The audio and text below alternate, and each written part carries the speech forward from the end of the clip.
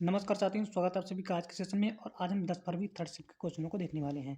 यदि आप इससे पहला वीडियो देखना चाहते हैं तो आप हमारे चैनल पे जाइए, आपको प्लेलिस्ट मिल जाएगी, उसमें आपको सारे वीडियो मिल जाएंगे, उसमें आप देख सकते हैं। ठीक है, इसमें जो भी क्वेश्चन मिले उनका हम बिल्कुल 100% एक्यूरेट आंसर के साथ आपको आंसर बताएंगे। तो आइए शुरू करते हैं आज का सेशन। फर्स्ट क्वेश्चन, भारत की जनसंख्या गणना 2011 के अनुसार किस राज्य की साक्षरता दर सर्वाधिक है? देखिए, ये क्वेश्चन तो सभी का सही होगा। तो केरल राज्य की साक्षरता सबसे अधिक है। ठीक है, और कितनी है? देखिए, भारतीय जनगणना 2011 की रिपोर्ट के अनुसार केरल की साक्षरता दर है वो है 94.00%, यानी कि 94% है। ठीक है, और केरल की साक्षरता दर है वो सबसे अधिक है।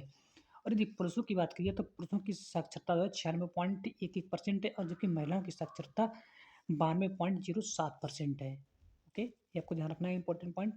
नेक्स्ट क्वेश्चन, सरहुल त्योहार किस राज्य में मनाया जाता है? ठीक है, जो सरहुल त्योहार है आपको तो झारखंड राज्य में मनाया जाता है। जिसने भी लगाया उसका राइट आंसर हो जाएगा ये।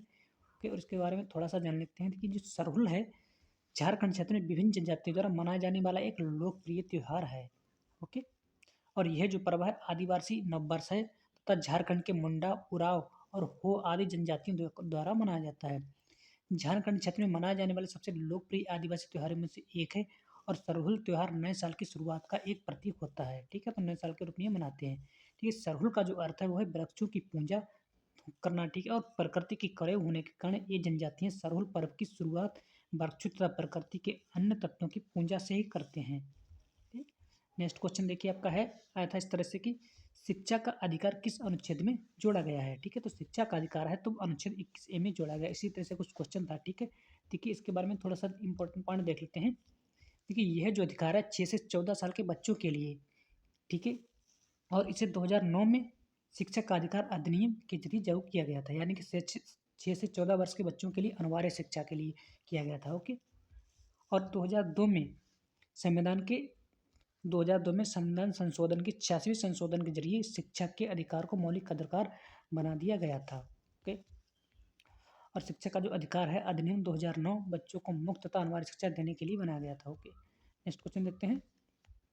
अमृत भारत योजना जो है कब शुरू की गई थी? अमृत भारत योजना कब शुरू की गई थी? ठीक है, तो कब शुरू की गई थी? फरवरी 2023 में। ओके, तो देखिए अमृत भारत योजना क्या थी? देखिए, यह जो योजना थी वो थी अमृत भारत स्टेशन योजना। फरवरी 2023 में शुरू की थी, और यह जो थी योजना रेल मंत्रालय ने देश के 1275 स्टेशनों के पुनर्विकास के लिए शुरू की थी। ओके, नेक्स्ट क्वेश्चन देखते हैं। साल 2023 में पर्पल कप किसे मिला था? ठीक है, इस तरह से क्वेश्चन था। ठीक है, तो साल 2023 में पर्पल कप जो मिला था वो मोहम्मद शमी को मिला था। इसके बारे में देख लेते हैं इंपॉर्टेंट पॉइंटों को। ठीक है, जो साल 2023 में आईपीएल के पर्पल कप जो है गुजरात टाइटंस के गेंदबाज मोहम्मद शमी को मिला था। मोहम्मद शमी ने 17 मैचों में 28 विकेट लेकर यह पुरस्कार जीता था। ठीक है, तो आईपीएल में सबसे ज़्यादा विकेट लेने वाले गेंदबाजों को हर साल पर्पल कप से सम्मानित किया जाता है। ओके, नेक्स्ट क्वेश्चन देखिए।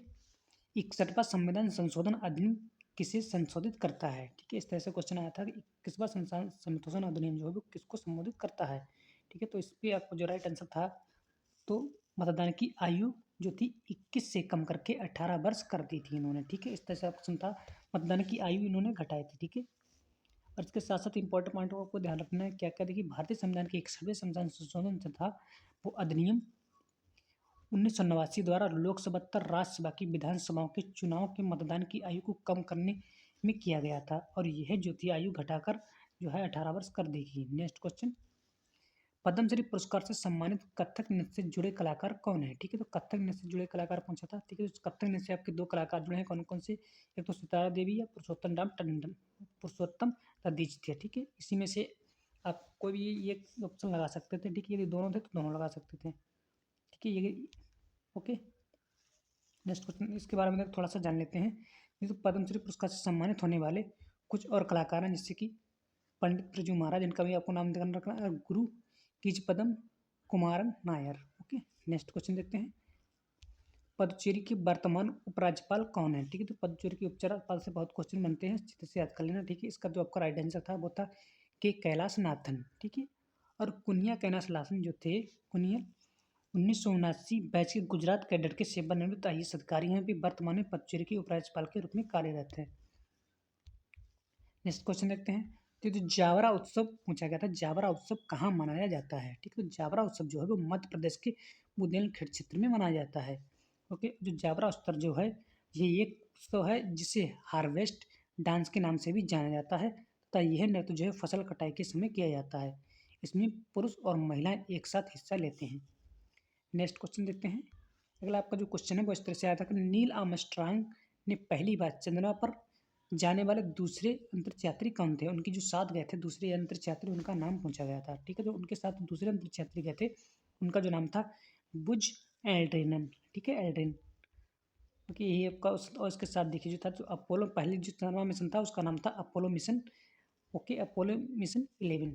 और जो पहली बार चंद्रमा पर मानव ने इसमें कदम रखा था। ठीक है, और जो तारीख थी उसमें 20 जुलाई 1969 की। ठीक है, ये आपको ध्यान रखना है। नेक्स्ट क्वेश्चन देखिए, तीसरा गोलमेज सम्मेलन कब आयोजित किया गया था? ठीक है, तो तीसरा गोलमेज आपका सम्मेलन है वो आपका आयोजित किया गया था 1932 ईस्वी में। ओके, इसके साथ साथ आपको भी ध्यान रखना है कि तीसरा गोलमेज सम्मेलन 1932 में नवंबर और दिसंबर के बीच आयोजित किया गया था और यह लंदन में आयोजित होने किया गया था। ठीक है, जितने भी गोलमेज सम्मेलन हुए थे सभी लंदन में हुए थे और यह जो है मार्च 1933 के सम्मेलन की सिफारिशों को श्वेत पत्र में प्रकाशित किया गया था। नेक्स्ट क्वेश्चन देखिए, संघ फेरा के मुख्य लक्षण क्या है? पोरीफेरा जो होती है उसका मुख्य लक्षण क्या है? देखिए, संघ पोरीफेरा होता है उसके एक बहुकोषीय जीव होता है, उसके बहुत से लक्षण होते हैं। ठीक, इन्हीं में से आपका यह कोई भी ऑप्शन में होगा। जैसे कि देखिए, इसमें आमतौर पर स्पंज या इस स्पंज कहा जाता है और इसमें शरीर में ऊतक नहीं है। इसके जो शरीर में उसमें ऊतक नहीं होते और इसके शरीर में कई छिद्र होते हैं। ये भी ऑप्शन आपका हो सकता है और जिसे ऑस्टिस कहते हैं। ठीक है, और शरीर की अग्र सिरे पर एक बड़ा छिद्र होता है जिसे ओरिकुलम कहते हैं।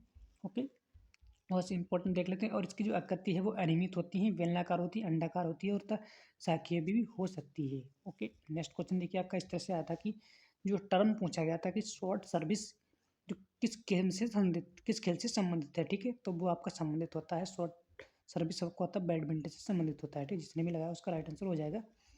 नेक्स्ट क्वेश्चन देखते हैं, जो ब्रिगेडियर बी.डी. मिश्रा किस राज्य केंद्र शासित प्रदेश के उपराज्यपाल हैं? ठीक है, उपराज्यपाल से दो क्वेश्चन इसी में बन गए हैं। ठीक है, तो इसमें आपका आंसर हो जाएगा है लद्दाख। ठीक है, तो लद्दाख के हैं। और देखिए अगला, लगभग 12,000 साल पहले अवधि को क्या कहा जाता है? ठीक है, जो 12,000 पहले जो टाइम था, टाइम अवधि, टाइम पीरियड से क्वेश्चन पूछा गया था, टाइम पीरियड उसको क्या क्या कहते थे? ठीक है, तो आपके ऑप्शन में देखिए कोई भी हो सकता था। यदि आपके ऑप्शन में होलीसीन था तो उसको आप लगा लेना था। ठीक है, इसके इंपॉर्टेंट पॉइंट देख लेते हैं। लगभग 12,000 साल पहले की अवधि को होलीसीन काल कहा जाता था और यह आखिरी हिमनदी अधिकतम के अंत के बाद की अवधि है। ठीक है, और इस समय पृथ्वी पर बर्फ से भरे पहाड़ और महाद्वीप ही थे। ठीक है, होलीसीन काल के दौरान मानव आबादी शरण स्थलों से बाहर निकलने लगी थी। ठीक है, इस काल में ही मानव जो थे पत्थरों से बाहर निकलने लगे थे और उस समय दुनिया में ज़्यादातर हिस्सों में एच सोपिस यानी होनो सेपियंस बस चुके थे। और इस अवधि में समशीतोष्ण क्षेत्र की जो मध्य पाषाण काल के नवपाषाण काल में संक्रमण देखा गया था। ठीक है, जो मेसोलिथिक से न्यूलिथिक युग में हुए बड़े पैमाने पर प्रवासन में दुनिया के एक प्रमुख भाषा परिवार के विकास में भी अहम भूमिका निभाई है इन्होंने। ठीक है, देखिए आपको न्यूलिथिक भी हो सकता था तो आप इसको भी लगा सकते थे। ओके, नेक्स्ट क्वेश्चन देखते हैं। अगला आपका क्वेश्चन है कि आत्मनिर्भर भारत योजना कब शुरू की गई थी? ठीक है, तो आत्मनिर्भर भारत रोजगार योजना है वो शुरू की गई थी आपकी 1 अक्टूबर 2020 को। देखिए क्यों शुरू की गई थी तो इसके बारे में देख लेते हैं इंपॉर्टेंट पार्ट को। तो आत्मनिर्भर भारत रोजगार योजना है ये कोविड महामारी के दौरान की गई थी और इस योजना का जो मकसद था वो था रोजगार के नुकसान को कम करना और नए रोजगार पैदा करना। इस योजना के तहत नियोक्ताओं को प्रोत्साहन किया गया था कि वे ज़्यादा से ज़्यादा लोगों को रोजगार पर रखें। ठीक है, इसी के साथ आपके सारे क्वेश्चन समाप्त होते हैं। यदि आपको वीडियो अच्छा लगा तो वीडियो को लाइक करें, चैनल को कर लें सब्सक्राइब। जय हिंद, जय भारत।